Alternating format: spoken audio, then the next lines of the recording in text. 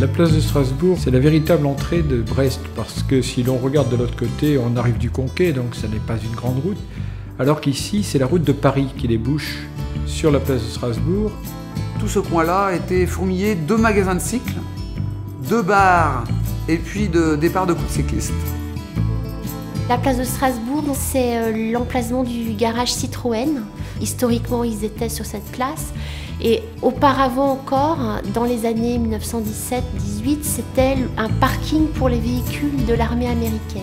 Ce n'est qu'au moment de la reconstruction que la place de Strasbourg prendra la configuration qu'on lui connaît et s'urbanisera notamment avec la réalisation d'isaillis. Alors les isaillis, dans le jargon des urbanistes de l'époque, cela signifiait les immeubles sans affectation individuelle. Il s'agissait de loger ceux qui ne retrouveraient pas une place dans la ville reconstruite, qui était extrêmement dense avant-guerre.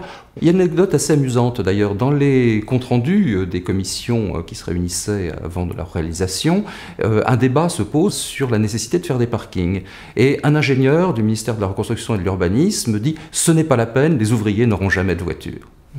Alors tous les gens qui font du vélo savent que la place de Strasbourg c'est un sommet, quel que soit l'endroit par lequel on arrive, on est obligé de grimper, c'est difficile. Et d'ailleurs, il y a eu une arrivée d'étape célèbre du Tour de France qui a eu lieu au cours d'Ageau, mais où Pierre Cloarec va gagner l'étape en 1939 en attaquant dans la côte du côté du Petit Paris, car il connaissait la topographie locale et donc la surprise adversaire. Et après, il savait qu'il n'avait plus qu'à descendre à tombeau ouvert la rue Jean Jaurès.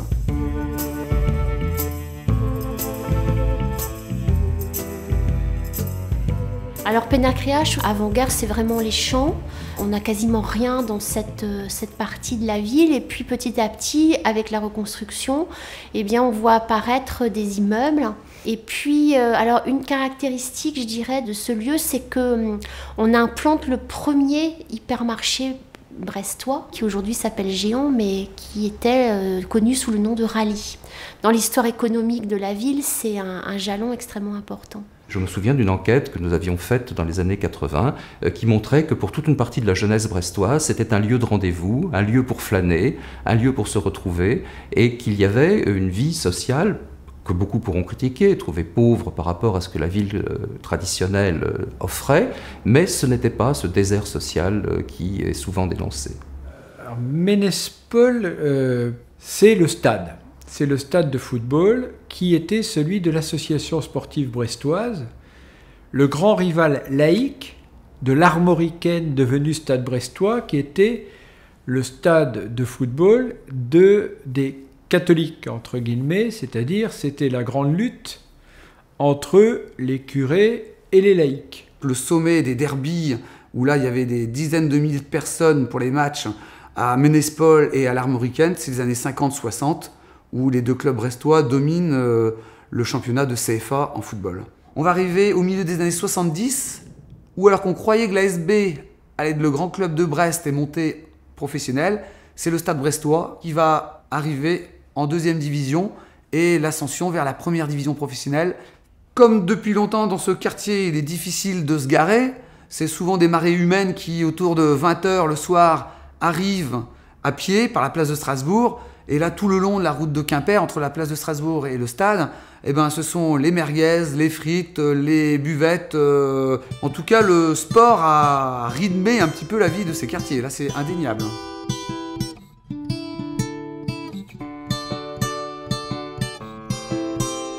Le grand bouleversement de Pont-à-Nézen, ça va être l'année 1917, lorsque les États-Unis entrent en guerre. Le gouvernement américain va retenir Brest comme principal port de débarquement de ses troupes en Europe. Et le camp de Pont-à-Nézen abritait en moyenne 120 à 140 000 Américains en permanence, c'est-à-dire pratiquement 2 fois plus que la population totale de Brest. Bon, c'est les Américains, donc on ne fait pas les choses à moitié. On a une ligne de chemin de fer, on a des bâtiments pour les loisirs, des bâtiments pour la cuisine, et puis des camps de tentes qui vont s'étendre donc non seulement sur le Pont-à-Nézen qu'on connaît aujourd'hui, mais aussi sur toute la zone de l'Ermitage et un peu de Kéraudrin également. Donc c'est vraiment énorme. 2 millions à peu près d'Américains sont passés en 2 ans sur Brest. Et là-dedans, il y a eu beaucoup de sportifs, dont certains très célèbres. Et dans une biographie de Jacques Dempsey, qui est certainement un des grands boxeurs du XXe siècle, il cite son passage. Alors il fait une petite erreur parce qu'il dit le camp de Pontanézec, mais il se rappelle bien d'être passé donc à Pontanézec, où il pratiquait pas mal de sport, où il y avait de l'entraînement, car les soldats, on les entraînait évidemment avant de les envoyer en première ligne.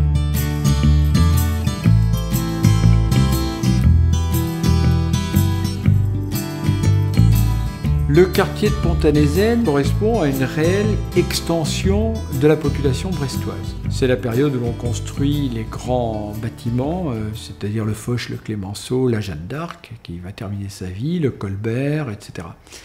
Donc on a besoin de beaucoup de main-d'œuvre. La ville est en pleine reconstruction, donc on a besoin d'ouvriers, d'une main-d'œuvre peu qualifiée.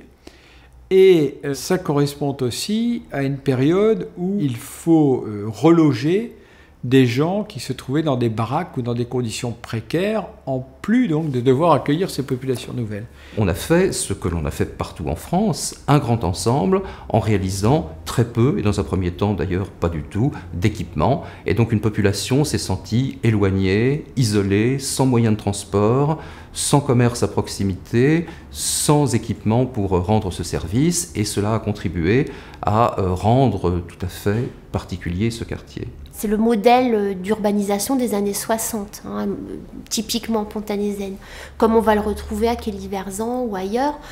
Aujourd'hui, on ne fait plus comme ça, et donc on rabaisse les niveaux et on aère. Aujourd'hui, les choses ont pris une toute autre tournure. D'une part, grâce à une opération de rénovation urbaine, une ORU dans le jargon des urbanistes, mais avant tout grâce au tramway. Parce que le tramway, c'est encore une fois, c'est un outil d'urbanisme, et c'était l'occasion, en le faisant passer là, eh bien, de créer une forme de centralité secondaire, on parle de ville polycentrique aujourd'hui, qui donnera à Pontanézen tout ce qui lui a fait cruellement défaut pendant des décennies. Et on peut espérer qu'il y a là, enfin, l'occasion pour Pontanézen de ne plus être un quartier particulier et isolé, mais d'être un quartier parmi les autres, un morceau de ville, avec tout l'intérêt que chacun d'entre eux peut avoir et présenter.